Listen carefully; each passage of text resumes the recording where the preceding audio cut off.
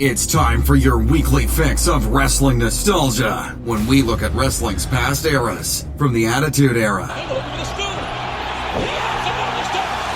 to the Reality Era. I'd like to think that maybe this company will be better after Vince McMahon's dead, but the fact is, it's going to get taken over by his idiotic daughter and his doofus son-in-law and the rest of his stupid family. To today, here on the WWE Podcast.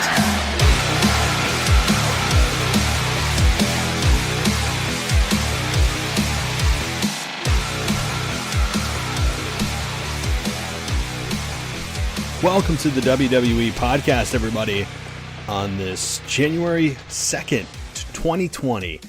Welcome to the show. Great show for you guys today. One that I've never done. I've never been able to encompass a topic like this, one that covers such a large span of time, but one that I'm really looking forward to because it gives me a chance to go back and reflect on what this decade provided to us from a professional wrestling standpoint.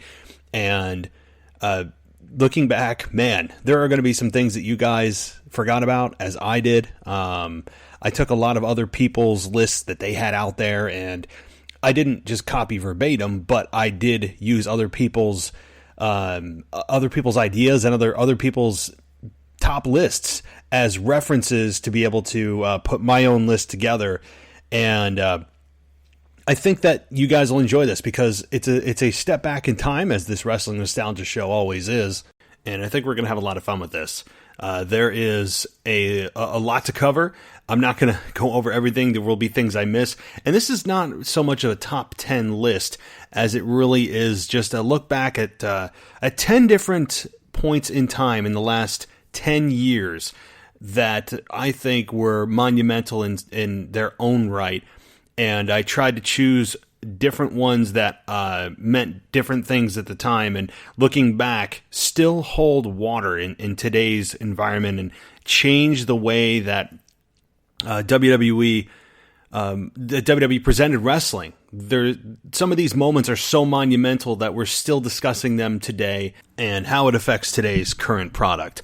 There are just so many good things, and as I know, once I give you guys these top 10, or I shouldn't say top 10, these 10 different items, this list of 10 monumental events that happened in the last 10 years, I know I will leave things off, and I will get people tweeting at me saying, how could you forget this and this and this and this? Well, I don't want my list being 100 items long, and this is a very objective list, right? So you may agree, you may disagree, but the fact of the matter is that you can make an argument for this. The items that I'm going to give you guys, you can make an argument that this was these were big turning points in the business. So before we get going, which, trust me, there's lots of good things and going to give you hints, from pipe bombs to streaks to revolutions. Hope I gave you guys some hints. This was a crazy decade, and imagine what 2030 is going to be when we look back at the 20s. Anyway, guys, welcome to the show, and you guys can follow me on Twitter at the WWE Podcast. You can also hit me up on Instagram, which is WWE Podcast as well, or the website, which you guessed it, is wwepodcast.com, and video is coming. I'm going to announce that until it actually happens.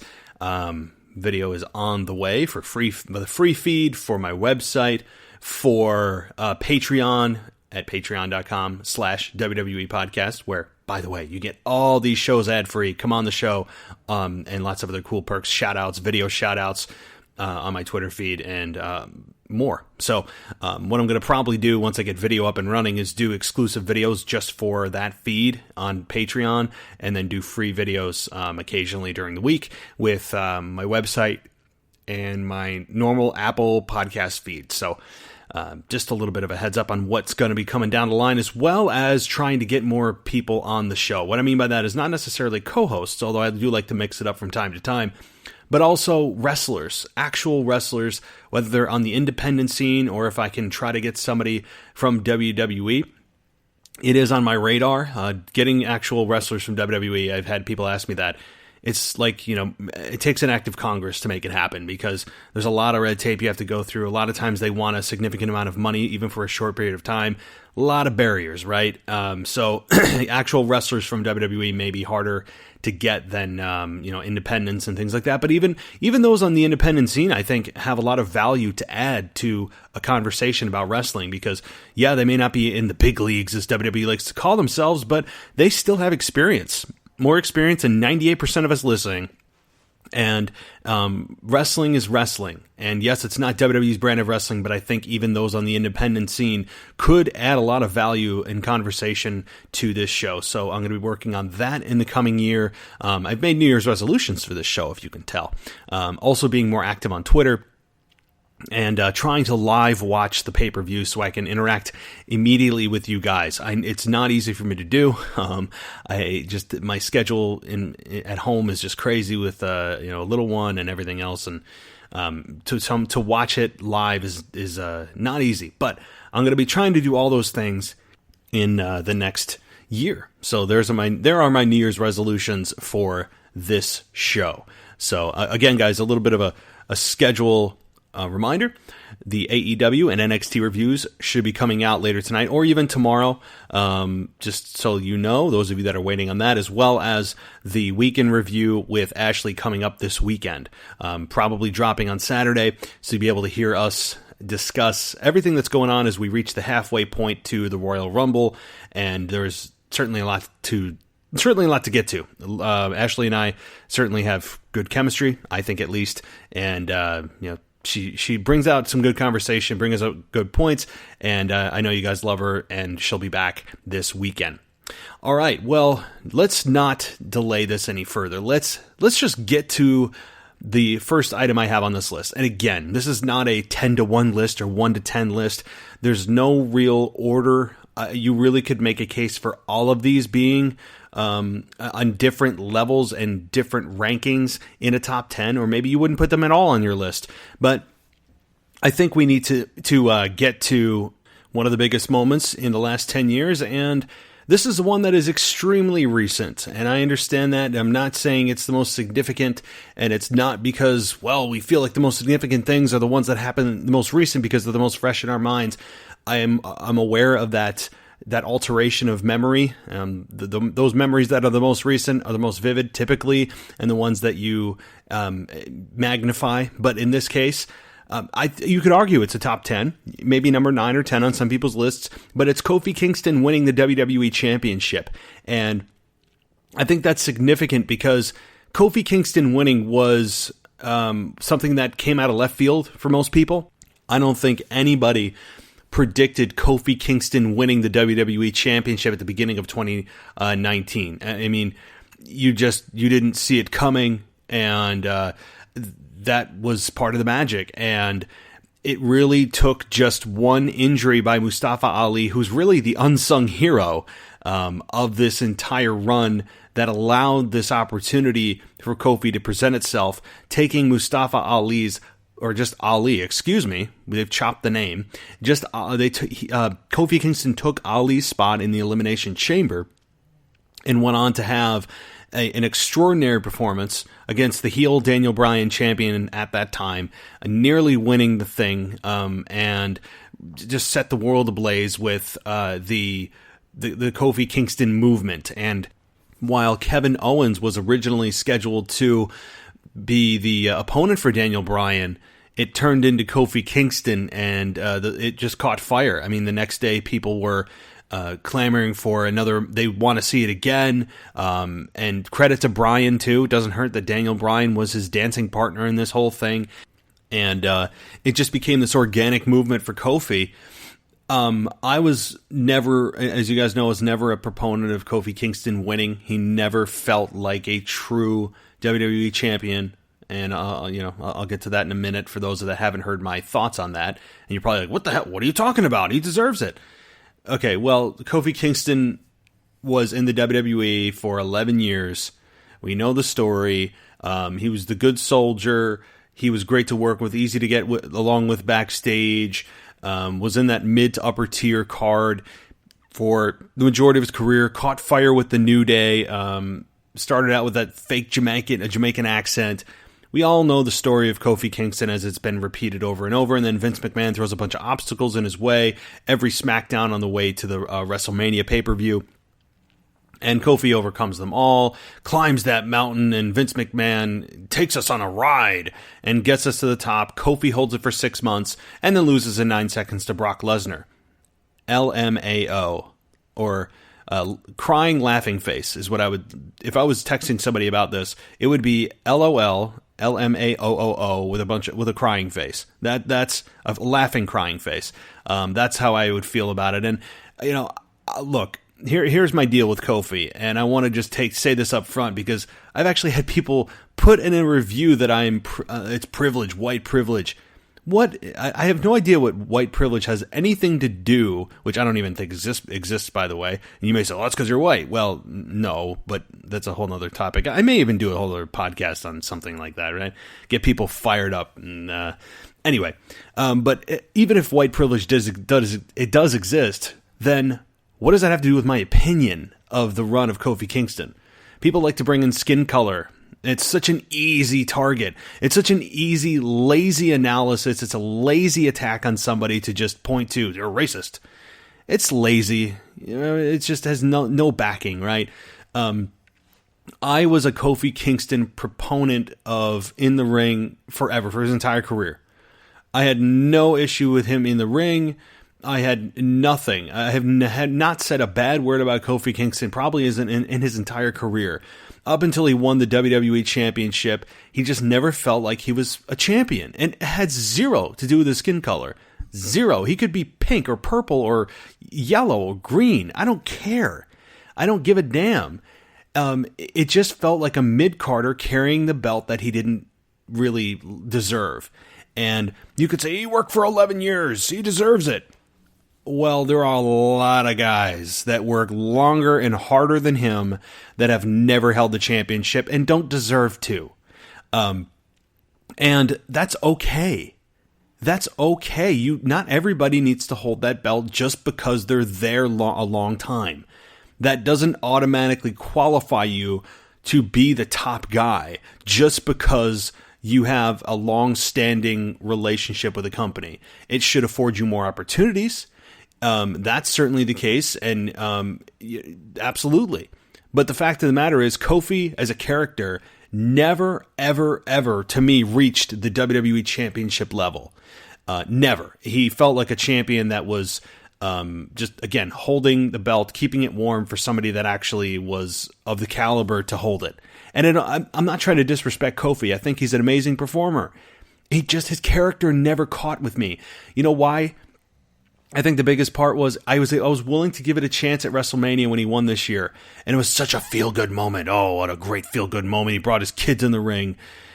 Anyway, before I start ranting on that, I was willing to give it a chance. But the problem is, during the entire 6 months, he was still throwing pancakes, acting like a sophomore in high school, like some just goofball in the New Day. And you may say, "Oh, why would you change your act? Why would you fix something that's not broke?" Well, because the WWE championship itself deserves more respect than somebody parading around with pancakes. Again, those of you listening are probably saying, it's a skin color, it's just because he's black. It has nothing to do with that. Okay, let's grow up, all right? Let's not be lazy in our attacks on people of everybody just pointing to racist, bigot, racist. It's so lazy, and it just has nothing to do with it. It's purely on a wrestling character standpoint that Kofi Kingston had no business being WWE champion as long as he did. He never felt that way. The championship got forgotten for 6 months. You don't believe me? You don't believe me that it got lost for 6 months? Go back and watch Kofi Kingston's run on SmackDown over those 6 months, from April until October, when Brock Lesnar rightfully took it away from Kofi Kingston in 9 seconds. He got really misplaced on the show. If you're the champion, you got misplaced. Why? Because you got overshadowed by Roman Reigns, who done it. You got overshadowed by other storylines that were apparently bigger than you as WWE champion. Go back and look. And yes, he closed out shows sometimes, and occasionally he would be the main focus of the show. Occasionally, more often than not, who stole the thunder? Roman Reigns. So that's my thoughts on that. But it was a big moment. It was a big moment because it was kind of like the Yes Movement Part 2 with Daniel Bryan winning at WrestleMania 30. And I had no issues with that either. But with Daniel Bryan winning at 30, that to me was probably one of the biggest grassroots movements of all time in professional wrestling. And that's actually my next item as I get to the second piece of this, is Daniel Bryan winning at WrestleMania 30. And again, one of the biggest illustrations that the power that the crowd can have on who they want as champion, despite what Vince McMahon may want, is Daniel Bryan. I mean, we know the story. He came in from the independent scene and was put in NXT's joke at the time, which is he was a joke, of being the Miz being his pro, which is hilarious to think about now, and gets fired after he joined the Nexus and strangled Justin Roberts with his own tie, and then gets rehired, and then ends up, I remember he faced Sheamus at WrestleMania 28 and lost in like 11 seconds after a brogue kick, and just so many things led to Daniel Bryan and the organic love that the fans had for him. Easy guy to like. Didn't feel like a corporately created a performer. He felt like a guy that you could relate to and you'd want to have a beer with, and was just the everyman, and aka the opposite of Roman Reigns, and just the crowd began to love him. So let me give you guys a little bit of audio from WrestleMania 30. As don't forget, earlier in the night, Triple H had to face Triple H, and if he won, he would make himself in a 3-way in the main event of Batista and Randy Orton. So let's just take a listen, and let's remind ourselves of what happened here in New Orleans.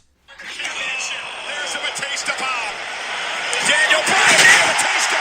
Daniel Batista. Come on, Bryan. Come on, Bryan. Yes, Lord. Come on, Daniel. Come on, Daniel. Tap out Batista. Tap out Batista.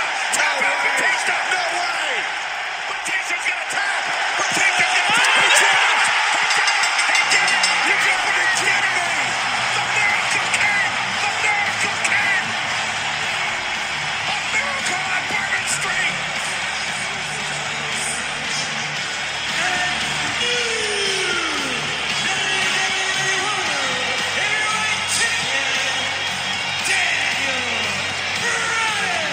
The impossible dream has become reality.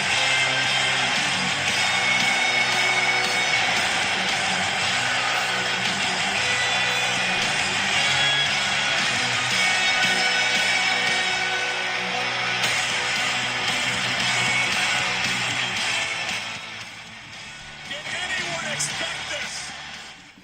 So just a little bit of a reminder there, just how big that moment was. And going back and watching it, the sea of people chanting yes. I mean, there's not a person sitting down. Not a single person sitting down. It is quite a sight to see. And it was just gorgeous. I mean, no other way to put it. It was a magnificent, huge moment that took place at WrestleMania 30 and changed the course of WWE forever, because I think that not only was that a successful run for Bryan that ended up getting cut short because of an injury, only to lead to a comeback, and ultimately I think turn the fans against Roman Reigns, but also condition the audience to believe that they can direct who they want to push and not who the company and Vince feels like he should push, because he feels that he knows better than the audience. So this, I think, was really the ignition or the start of the fans versus Vince McMahon, because the fans realized what power they had in their hands now. The fans realized, guys, like, look what we did. And this was all the fans, all of the fans are responsible for this. They are the reason Daniel Bryan got to where he was. And you could say, oh, the fans have always held the keys. They're always the ones who decide who gets pushed. Nonsense. I mean, it's just, you would say that, and to some degree, I would agree with you, but the thing is that Vince McMahon has just had this incessant need to push back against fans and say that, no, this is going to be your top guy. I mean, again, look at Exhibit A, Roman Reigns, right? It's just this war of attrition with Roman and Vince versus the fans. And to some degree, Vince McMahon has gotten where he wants to be with Roman, not to this level of success he's wanted, but we will see, as you guys know, what happens when he faces The Fiend or someone beyond Baron Corbin, if all of this success is indeed authentic. But anyway, having that happen at WrestleMania 30, huge moment. Moving on to the next item, number 3, and again, this is not in any particular order, was the Women's Evolution pay-per-view. And this was a big deal, right? It's the first all-women's pay-per-view in WWE history. And this really began, if you want to trace this women's revolution back, it started because of social media. And this started on February 23rd.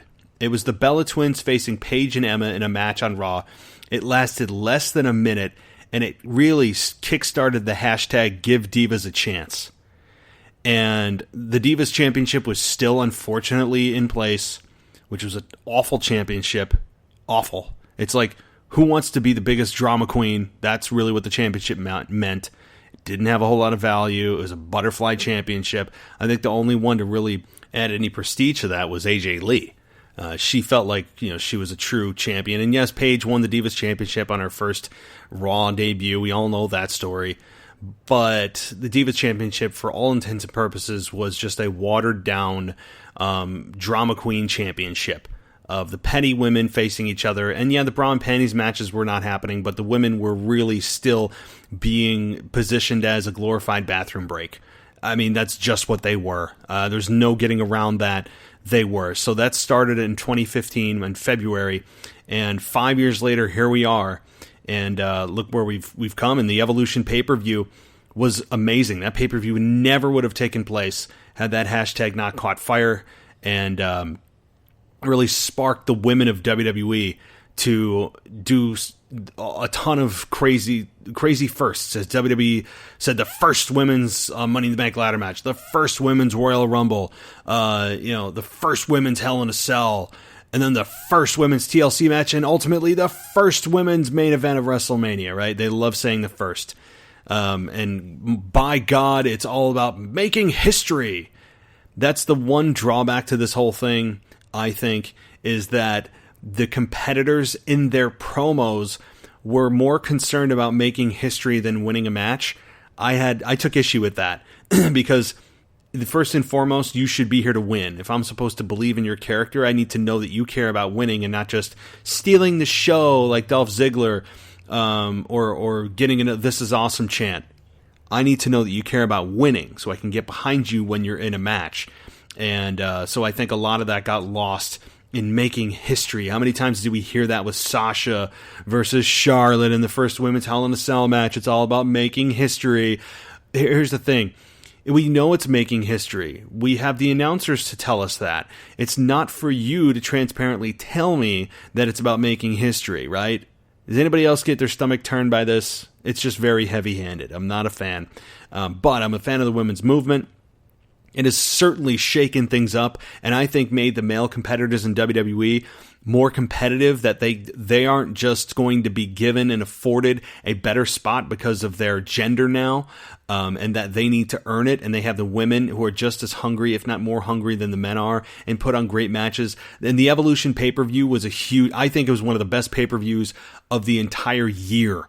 I remember how awesome that pay-per-view was. Tony Storm, I remember being a standout in that match, or in that show, and it was awesome to see. And it really it was a signal that the women are here. And I don't know why there hasn't been another Evolution pay-per-view.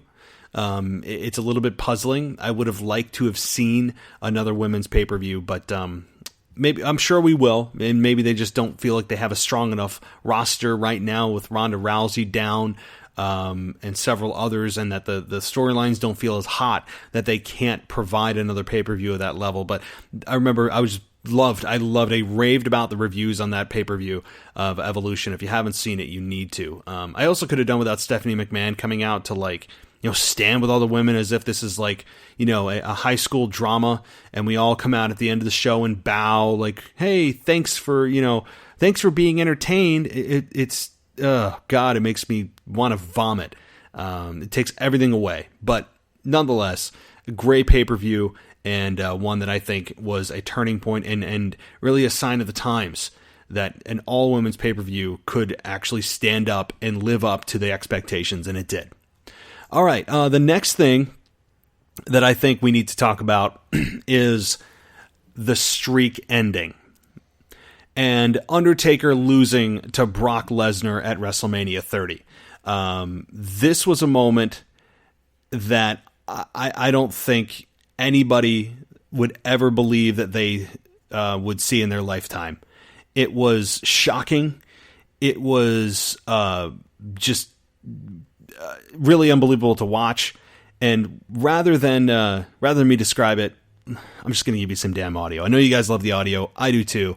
So let's take a listen, and we can live this moment again, and we'll come right back with some analysis. All right, Brock Lesnar countered. Brock Lesnar countered. Lesnar countered. He's got Undertaker up on his shoulders again. Not again. Going for a triple. A third F5 to the Undertaker. Brock Lesnar into the cover. Hooks the leg. The streak is over.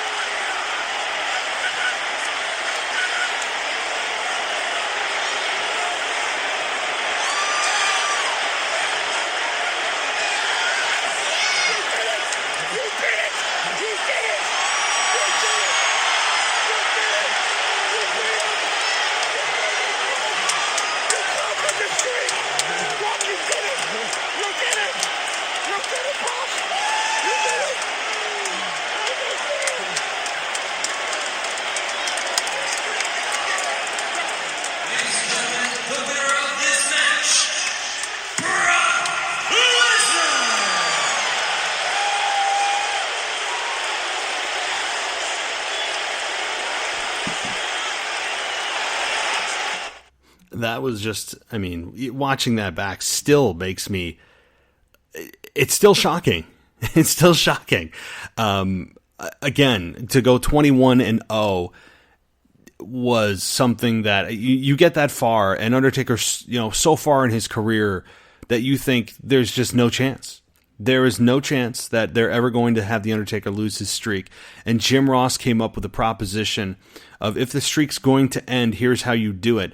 You have The Undertaker declare that if he ever loses at WrestleMania and someone breaks his streak, that he will retire. That would create so much buzz and interest of, well, he has to lose at some time. Who's going to be the one to beat him? I think that's a brilliant, creative way to get people to tune in and eventually see who's going to break the streak, because it's eventually going to be broken. But to have it happen here at WrestleMania 30, and 6 years later, Undertaker is still competing. It's insane. It's insane. But Brock Lesnar to beat the streak, Vince has justified it by saying that streaks are meant to be broken. He didn't have anything big planned for 30, so he needed to have something like this, something that of that magnitude, and that no one wants to give back to the business more than The Undertaker, more than Mark Calloway, as he said in Stone Cold's podcast a number of years ago. So he can justify it all he wants. I still don't believe it should have been broken. Even all these years later, it's been almost 6 years. Isn't that insane? Almost 6 years since that moment took place, and it still doesn't sit right with me. I'll never forget sitting there in my apartment, looking at this happen. And I remember standing up going, what? And you're waiting for the referee to restart the match, or for Vince to come down, somebody to come down to say that that's not right. No, this is not right. Restart the match, or something happened, or you kept waiting for some craziness to happen that would reverse the decision. And instead, we got silence. We got silence. And that was a brilliant move, because I think WWE wanted to hear the audience. They wanted to have that moment of just pure shock. No music, nothing. Just What was the audible, invisible reactions of fans that had seen this streak for 21 years and 21 straight victories suddenly come to an end when no one thought it would? You see the reactions of people. I mean, it's just like crazy. It's crazy, the reactions of fans. And again, one of the moments I'd recommend you go back and listen to and watch as well. I mean, just that one clip still made me go, what the hell? Was it the worst decision in wrestling history? No, I don't think it was. But certainly one of the ones that was shocking and never thought we'd see. And maybe that's why Vince did it. Alrighty. The next one here, I believe this is number 4, was the launch of the WWE Network, right? This was a game changer. This happened on February 24th, 2014, and was right before WrestleMania 30. And I remember watching Stephanie McMahon make the announcement and saying this is going to be awesome. And it was priced at $9.99 a month, and saying that, well, we were already paying $50 for WrestleMania. What the hell is another, just $10 a month? But I know that wrestlers backstage were concerned, saying, is this going to cut into our paycheck, considering that pay-per-views are $30, $40 a piece, and that some people only order WrestleMania, and that's $60. How are the payouts going to work? And Vince didn't really have an answer. The answer really is volume, and getting those who may not have purchased a pay-per-view during the year to realize the value of, wait, for $10 a month, I can get every pay-per-view, and it's not going to be a $40 charge to my cable bill every month, and I get access to not just every pay-per-view, but the entire Raw library, SmackDown library, documentaries, exclusives, 365, Table for Three, all these things that have obviously come along later. But just everything. I mean, the value is insane. I mean, I'm not promoting the WWE Network as if I'm getting a cut of it, right? But I'm giving you my honest opinion that I will gladly give $9.99 a month for what I get back in value for the network. Could the app be better on iPhone? Yeah, the app on iPhone is still kind of, it's better, but it was a game changer. It was a game changer for the vehicle, the platform in which they present content. And it really just, I think, skyrocketed the amount of content you have access to, because prior to that, what were we all using? Prior to the WWE Network, think back to that time. We used YouTube? I used YouTube. I still use YouTube. Other torrent sites or video sharing sites. I'd use DVDs. I did not use VHS. I don't even know if I have VHS anymore. But I did use, what was that called? FrostWire, LimeWire, when I could download wrestling clips. I remember all that. Prior to that, and yes, when the pay-per-view would come along, if it was big enough, I would typically order the big four: WrestleMania, Survivor Series, Rumble, and SummerSlam. Those were really the ones that I would invest my money in. And now with $9.99 a month, it really is a huge. I know this sounds like an infomercial for WWE Network. It's not. It's just my honest opinion about it, and it's a huge game changer. And it really shook up the entire way that WWE presents content. And it's, I think, a huge game changer. But I don't know. So that was a huge moment as well. It wasn't an actual wrestling moment, but massive way. And also how they count ratings, I think, as well. Yes, Raw isn't streamed live on the network, but a lot of people watch Raw on delay, which then happens through Hulu. So anyway, streaming has just changed the game completely, and WWE got involved in that in February of 2014. All right, the WWE Performance Center is number 5 here. This is a big deal in that, like the WWE Network, it's not an in-ring moment, but it changed the game of, in a very important way, of how WWE gets their talent. With WCW being purchased in 2001, with very little competition. You can't count TNA, all right? Ring of Honor doesn't count. New Japan doesn't count. None of that, unfortunately, counts as true competition. So outside of those small pools of talent availability, there wasn't anybody or any place you could go to really understand the WWE way of their version of professional wrestling, and there wasn't a talent pool out there that you could pull from. And it was just a great way that happened. Again, it opened on July 11th, 2013. And it was very expensive for WWE at first, a hell of an investment. But for WWE, for Triple H to take that by the horns and spearhead this project to a point where now 5 years removed, or really, 7 years, almost 7 years since WWE opened that, it has become the true third brand. NXT has. Again, the Performance Center is separate from NXT, but that's where you would presumably go, is from the Performance Center to NXT to the main roster. That was just the path in which stars would take. And now it's starting to change a bit, where stars don't want to leave NXT for the fear that they'll get lost in the shuffle. It's a different schedule on the main roster, and they want to be the biggest fish in a small pond in NXT. And like Tommaso Ciampa, and it's been documented by Triple H that Tommaso doesn't want to leave NXT, and I respect that.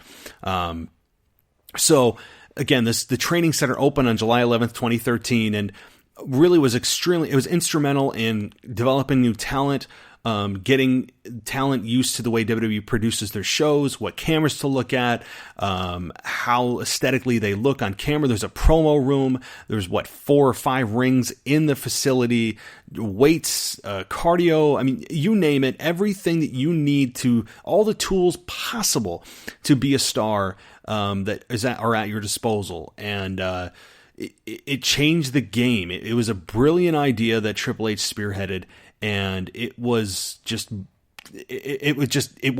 and it continues to work. And it is it's really a proven system now for WWE to have these stars really start there. Yes, they're brought in from maybe wrestling promotions overseas, or even in Mexico, or independents throughout the United States. And yes, even AEW at some point will be a place WWE looks to possibly bring in a big talent. I mean, that's not something I think we should sneeze at, because eventually it could be WCW versus WWE in the long run. You know, where they maybe get bigger than NXT and can maybe compete with the ratings of Raw and SmackDown. Again, we're talking down the line.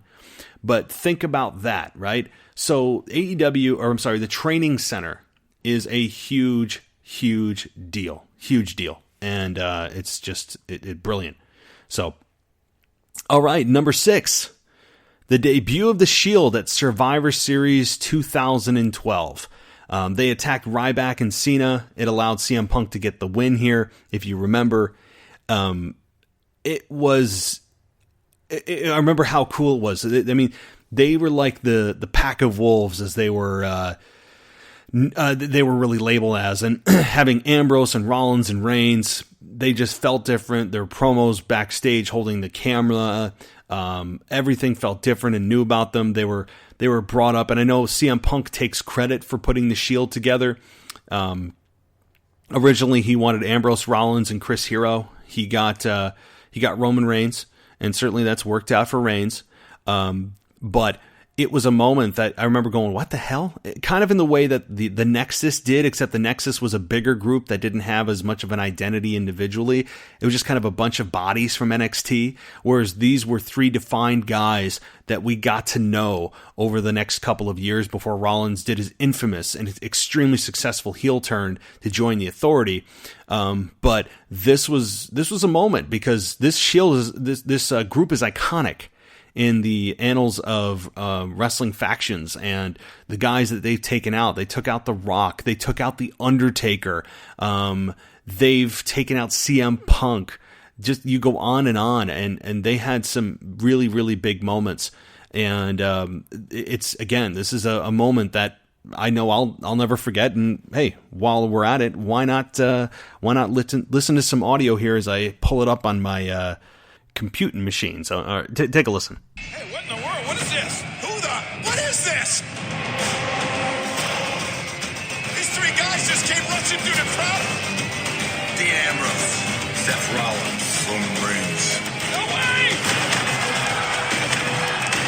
What is going on? Welcome to the Shield of Justice. So, of course, that was a bit of a recap, but it was a huge moment, and one that clearly just changed the lives of all three guys, and really the business, because how many combinations of these three have we seen as far as even fighting amongst themselves, all three holding championships, tag team championships, their feuds with John Cena. I mean, it really just changed the game, and it, I think, was the first true showing of what NXT could provide us. It was the first successful big bring up for three guys, and yeah, the Nexus was first, but they're kind of forgotten. I mean, you don't remember anybody but Wade Barrett, and yeah, of course, you had The Fiend actually come out of it. Bray Wyatt came out of it. You had Michael McGillicuddy come out of it. I mean, which Curtis Axel, you had guys come out that are still kind of here, right? Obviously Bray Wyatt being the biggest, most successful. But it was really these three guys that I think truly were the example of what NXT could provide us. So, all right, moving down the line here. Number 7, I hope I counted that right. Brock Lesnar's return in 2012. Now, prior to this, we have to remember, Brock Lesnar was last seen in WWE in 2004 after having, which is really widely believed, one of the worst WrestleMania matches of all time in Brock Lesnar versus Goldberg at WrestleMania 20. I've said that so many times that it's starting to hurt now. But that was the last time that we saw Brock Lesnar in a WWE ring. And to have him come back 8 years later, and it was the night after The Rock was defeated by, John Cena was defeated by The Rock. And so John Cena's in the middle of the ring. And, well, why don't we just take a listen to what happened?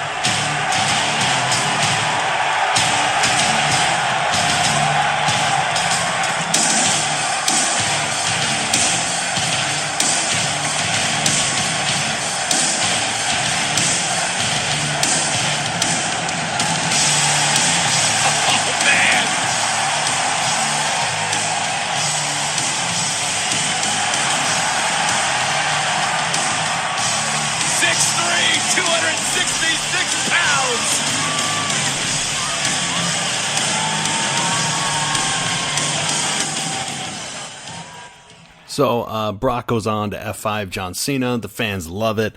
They lose their minds. It was a great moment, and even seeing that back, it reminds you just how big of a deal Brock is. And we may say, "Oh, we're tired of seeing him. He's an absentee champion." The fact of the matter is, I don't care what you think about him, like him, hate him, in between, indifferent. The fact is that he is the biggest star WWE has right now, and name somebody bigger. Roman Reigns? I don't think so. John Cena? Not in the game anymore. And I would argue Brock Lesnar's bigger than John Cena. There's just nobody bigger. Nobody.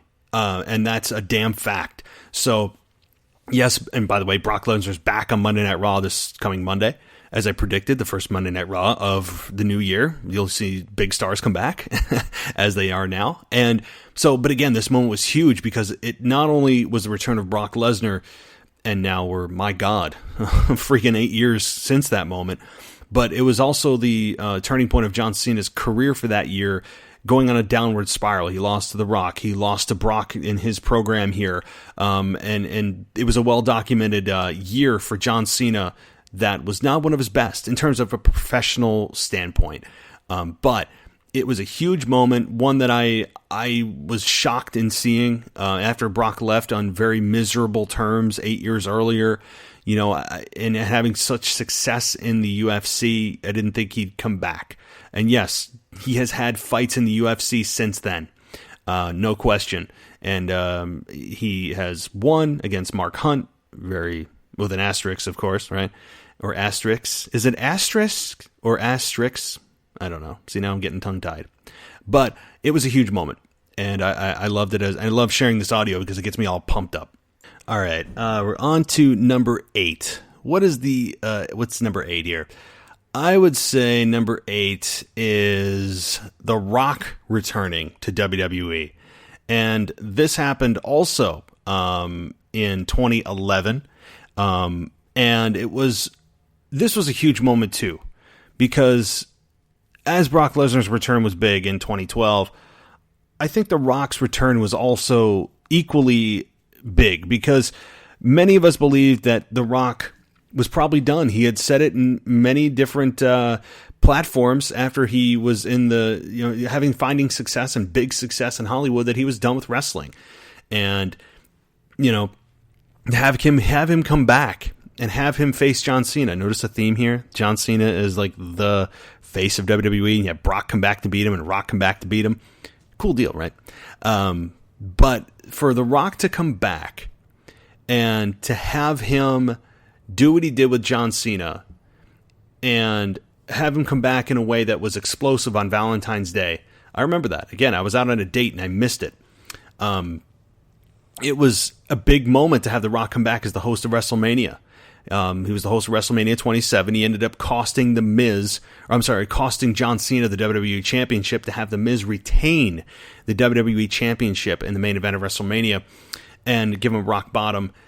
And then it set up a match for a year-long build at WrestleMania 28. The Rock goes on to win, and then The Rock becomes WWE Champion during that year, and then does the favors for John Cena, allowing John Cena to... Or The Rock does the favors for Cena at WrestleMania 29, and John Cena wins the championship. Rock actually got injured during the match and tore a hamstring, and then Cena becomes champion. So it was a give-and-take 2-year-long program, and I think it was beneficial for both guys. It was a huge deal. The Rock coming back the way he did, I think, was explosive. Great promo when he first came back, and it was in LA, the Staples Center. I'll never forget it. And also having John Cena carve out The Rock pretty bad, carved up The Rock in terms of promo ability. I mean, he spanked The Rock, and I hate to say that, but John Cena spanked The Rock when it came to promos. He just did. And John Cena proves that he is the master of the mic. It's just the way it is, which is a compliment to him as much as I'm a Rock fan. And you thought The Rock was going to come back and just chew up John Cena and spit him out on the mic. We got a different result, and The Rock proved he can still go. I think WrestleMania 28 was a better match than 29, but it certainly showed that The Rock still had it and is in phenomenal shape, and was a great business for the company. Put more value back in the brand in terms of notoriety, in terms of news outlets talking about The Rock's return. I mean, it was just great publicity. I think it helped the business as a whole in a time that didn't really have a lot of top stars other than John Cena. It was a big deal. And then Brock obviously returns in 2012, as I just discussed. So, again, The Rock's return, huge here. And moving on. All right. Number 9 was, CM Punk's pipe bomb promo. And that happened on June 27th, 2011 in Vegas, after Punk had just finished attacking John Cena when he sat down on the stage and proceeded to deliver one of the greatest worked shoot promos of all time. All time. and it was just nothing short of miraculous, game-changing. It went from this era of, we don't know who the next top guy is to we know who our top guy is, and it was just brilliant. And, well, let's just take a listen to some of it. I've been the best ever since day one when I walked into this company, and I've been vilified and hated since that day because Paul Heyman saw something in me that nobody else wanted to admit. That's right, I'm a Paul Heyman guy. You know who else was a Paul Heyman guy? Brock Lesnar. And he's split, just like I'm splitting, but the biggest difference between me and Brock is I'm going to leave with the WWE Championship.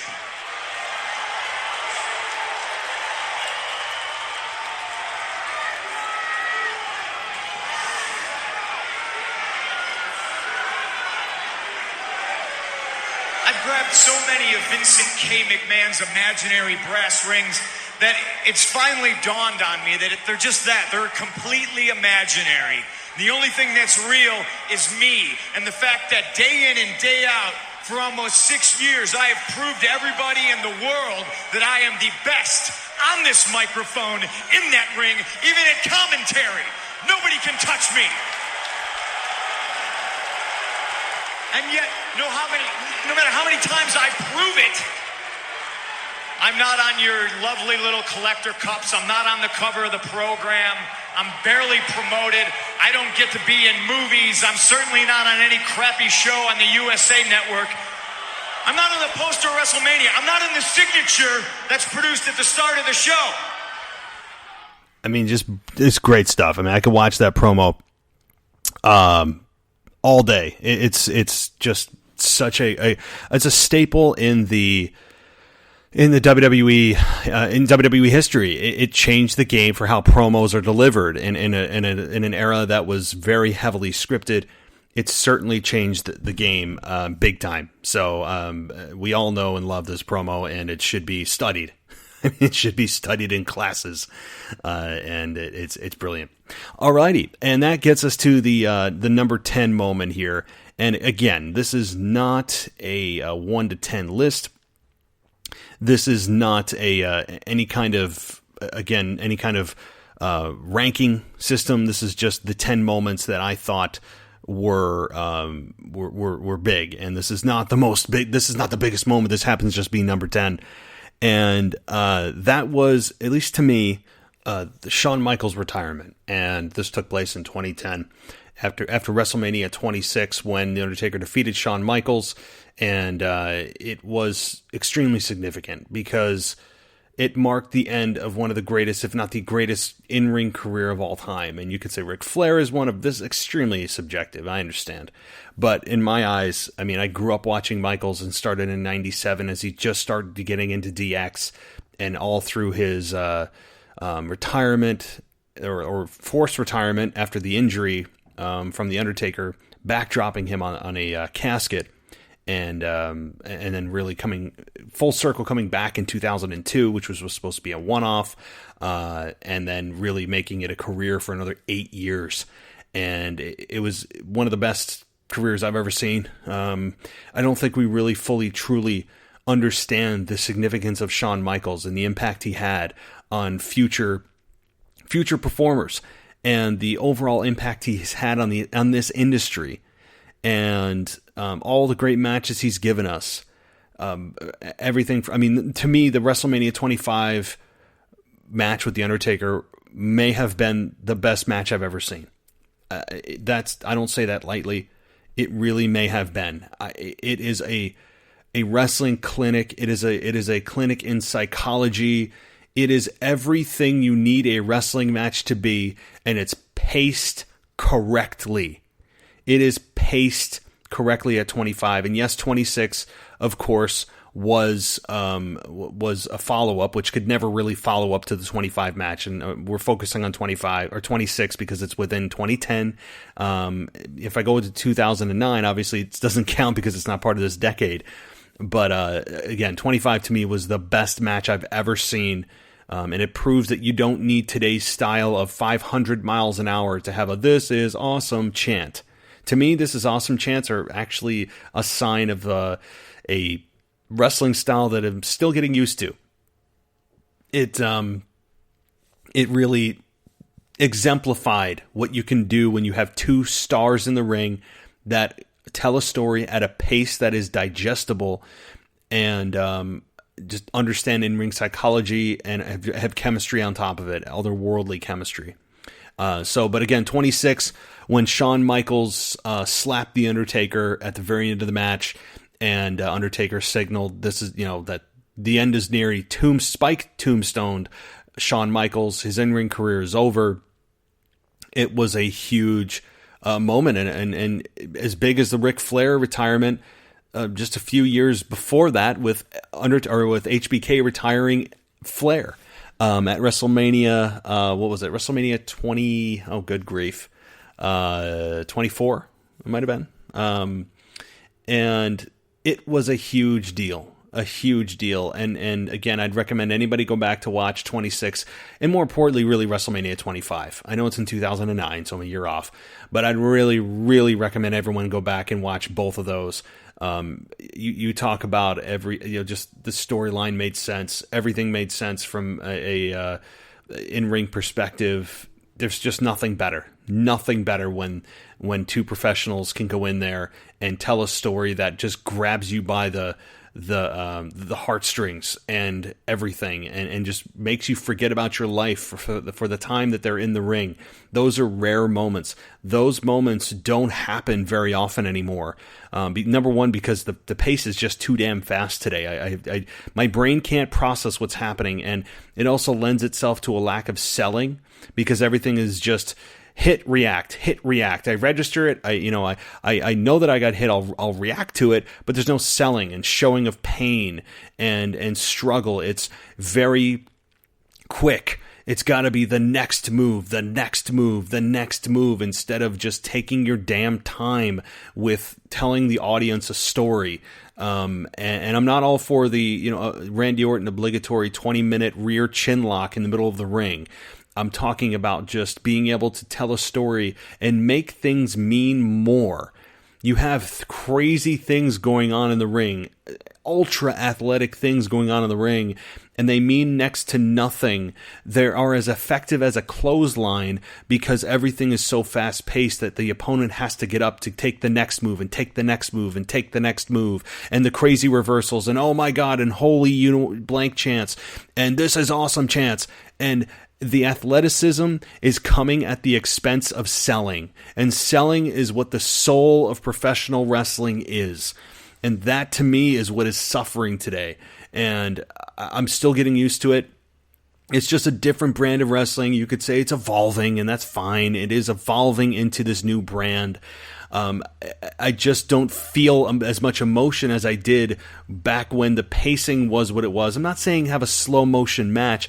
I'm just saying to present a match that you could tell a story that I'm not speed reading a book through. I am actually able to read and understand what's happening and go from A to B to C and make it make sense, instead of A to Z to Q to L to M to O and back again. And that's the issue that I have with today's quote quality wrestling shows. Even AEW is guilty of this, and it's just the way the business has gone, and I get it, and I understand that if you don't present the audience with what they want, that you are falling behind the times, and you're just not giving them what they want, which is not good from a business perspective. But I think there will become a time where the business goes back to the way it was, and what's old is new again, and I think the business will slow down. At least I hope it does, because to me, that is where true pro wrestling lives, where true storytelling lives, where true emotion lives, is in the pacing and in-ring psychology, and not killing your bodies. And that's not the other thing I'm not even talking about, is the risk that these guys are putting and gals are putting themselves through in today's quote quality wrestling style of extremely fast-paced, high-risk maneuvers. Is that it's just that.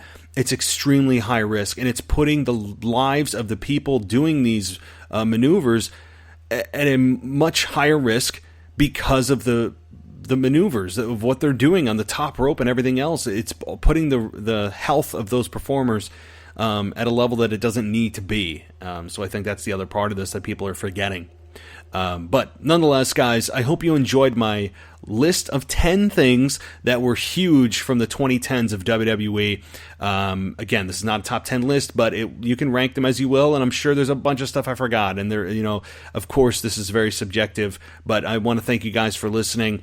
Again, NXT's coming, AEW review's coming, Ashley and I are coming this weekend for your weekend review, but I wanted to give you guys just a little quick rundown of the 2010s in WWE. I hope you enjoyed it. Again, head to my website at wwepodcast.com. The video section will be filling up in the next couple of weeks with things, as well as on my Twitter at the WWE Podcast. You can also head over to Patreon at patreon.com/WWE Podcast for your ad-free version of this show and tons of other goodies, tons and tons of other stuff. If you don't like ads, that's your place to be. So, guys, again, thank you for listening. Thank you for being a part of the show and your ratings and reviews. As always, I'll talk to you next time.